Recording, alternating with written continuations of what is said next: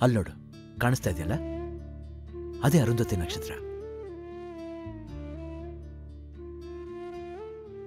ಯಾಕೆ? ಅದೇ ಅರುಂಧತಿ ನಕ್ಷತ್ರ. ಕಾಣಿಸ್ತಾ ಇದೆಯಾ? ಕಾಣಿಸ್ತಿದೆ.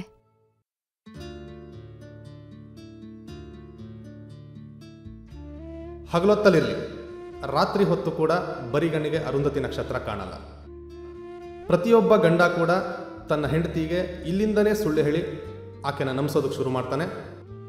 ಅದರ ಅರ್ಥ ಪ್ರತಿ ಗಂಡ ಹೆಂಡತಿ ಸಂಬಂಧ ಒಂದು ಸುಳ್ಳಿನಿಂದ ಶುರುವಾಗುತ್ತೆ.